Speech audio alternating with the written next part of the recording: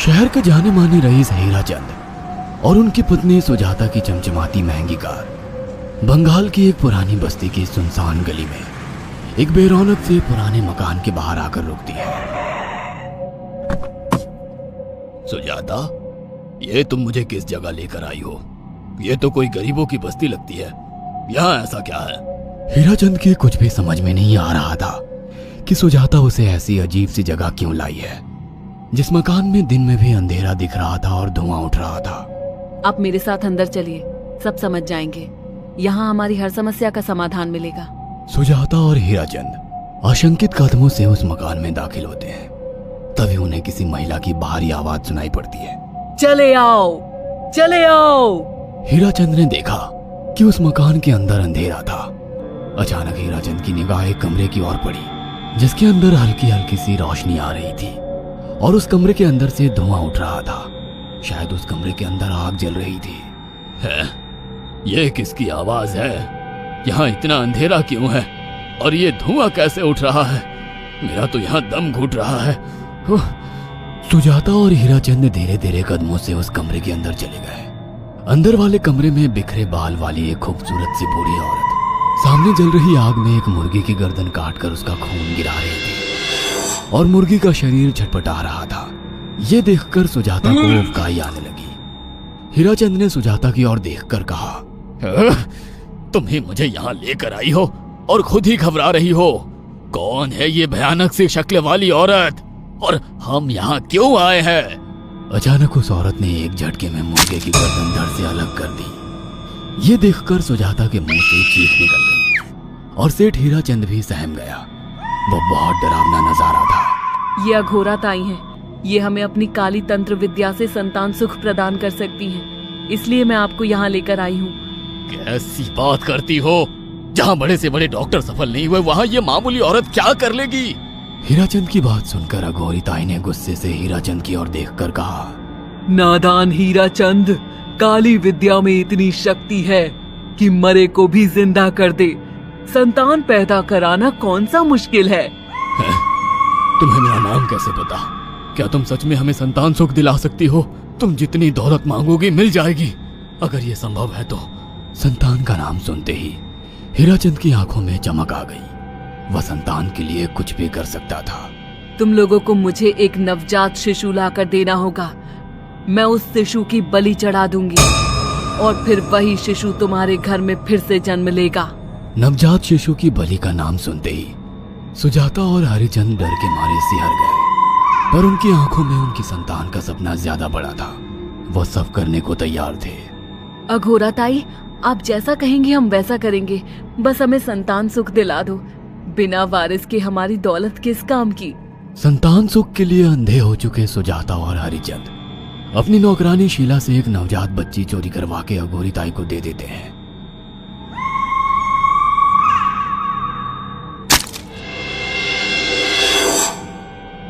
उस शिशु की बलि से सुजाता गर्भवती हो जाती है। देखा आपने अघोरा की तंत्र शक्ति? मुझे उस पर पूरा भरोसा था। चलो चलकर उन्हें धन्यवाद कहते हैं। हीराचंद और सुजाता अघोरा ताई के पास पहुंचते हैं। वो दोनों बहुत खुश थे और अघोरा पर उन्हें अंधविश्वास हो गया था।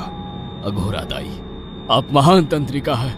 आपने वो चमत्कार कर दिखाया जो बड़े बड़े डॉक्टर नहीं कर सके। ये काली विद्या है बेटा। अगर तुम दोनों चाहो तो मैं इस विद्या से तुम दोनों को हमेशा के लिए जवान बना सकती हूँ। क्या सच में ऐसा संभव है? हाँ बिल्कुल, पर इसके लिए तुम्हें जवान लड़के और लड़कियों की बलि चढ़ानी होगी। तुम उन्हें यहाँ तक लाओ, बाकी मैं देख लूंगी। जवान रहने की लालच में अंधे सुजाता और हरिचंद एक अनाथ आश्रमों से हर रोज एक लड़की या लड़के को गोद लेने के बहाने अघोरी के पास बलि चढ़ाने ले जाने लगे। और एक दिन अघोरी ताई ने हीराचंद और सुजाता से इंसानी मांस खाने को कहा। पूरी तरह से इंसान से हैवान बन चुके अब वो दोनों इंसानी मांस खाने के लिए तैयार भी हो गए। ये गर्म खून और मांस खाकर तुम लोगों की उम्र भी बढ़ जाएगी। खाओ इसे।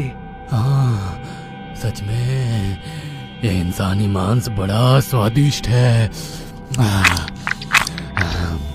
अघोरा ने अपनी बातों में फंसाकर सुजाता और हरिचंद को नरभक्षी बना दिया था। वो तीनों हर दिन बलि चढ़ाकर खून पीकर मांस खाने लगे। नौकरानी शीला भी नए शिकार लाने में उनकी मदद करती थी, मगर एक दिन शीला को शिकार नहीं मिला। मेम साहब, आज एक भी शिकार हाथ नहीं लगा और मैं बहुत थक गई हूँ और घर जाकर थोड़ा आराम करना चाहती हूँ। कोई बात नहीं शीला, एक छोटा सा काम है, तुम हमारे साथ चलो, लौटते में हम तुम्हें घर छोड़ देंगे। जी मेम साहब। शीला नहीं जानती थी कि शिकार नहीं मिलने से सुजाता और हरिचंद अंदर से बौखला गए थे और उनके दिमाग में एक शैतानी चाल चल रही थी। सुजाता, ये बेहोशी की दवा है। शीला के कार में बैठते ही तुम उसे सुंघा देना। आज हमें इसी की बलि देनी होगी। इसने हमारे यहाँ का बहुत खाना खाया, अब हम लोग इसे खाएंगे। वैसे भी ये आगे चल के हमारे लिए खतरा बन सकती थी। कार में बैठते ही सुजाता शीला को बेहोश कर देती है और वो लोग सीधे अघोरी ताई के यहाँ पहुंच जाते हैं, जहाँ अघोरी ताई शीला की बलि चढ़ा देती है और तीनों मिलकर उसे नोच कर खाते हैं। अघोरी ताई, हमको बलि चढ़ाते हुए पूरा 1 साल हो गया है। हमारा बेटा भी साल भर का हो चुका है। अब और कितनी बलि देनी होगी? बस एक आखिरी क्रिया और बची है, उसके बाद तुम दोनों हमेशा के लिए जवान हो जाओगे। कैसी क्रिया अघोरा ताई? 3 दिन बाद सूर्य ग्रहण है, हमें पास के घने जंगल में एक विशेष क्रिया करनी होगी। उसके बाद तुम लोग कभी बूढ़े नहीं होगे। कितना अच्छा होगा, हम हमेशा जवान रहेंगे और सालों साल तक अपनी दौलत से ऐश करेंगे। हाँ, सच कहा। अघोरा ताई ने हमारे हर सपने पूरे कर दिए। 3 दिन बाद बंगाल के बियाबान जंगल में कोहरे और ओस से भीगे पेड़ों के बीच एक घने बरगद की बेलों पर कटे इंसानी सिर लटक रहे थे, जिसमें से खून टपक रहा था। काले जादू का सामान भी रखा था। कितनी भयानक जगह है ये, हर तरफ कटे हुए सर लटक रहे हैं। थोड़ी देर में सब समझ जाओगे। बैठ जाओ और मेरे साथ ये मंत्र दोहराओ। अघोरा, ये किन लोगों की कटी हुई गर्दनें हैं? आप यहाँ क्या करने वाली हो? हीराचंद की बात सुनकर अघोरा जोर जोर से हंसने लगी और उसने एक शैतानी हंसी हंसते हुए हीराचंद की ओर देखकर कहा, तुम जैसे ही लोगों ने अपनी इच्छाओं को पूरा करने के लिए इन लोगों की बलि चढ़वाई है और फायदा उठाया है। अब तुम दोनों आंखें बंद करके यहाँ बैठ जाओ और मेरे साथ मंत्रों को दोहराते जाओ।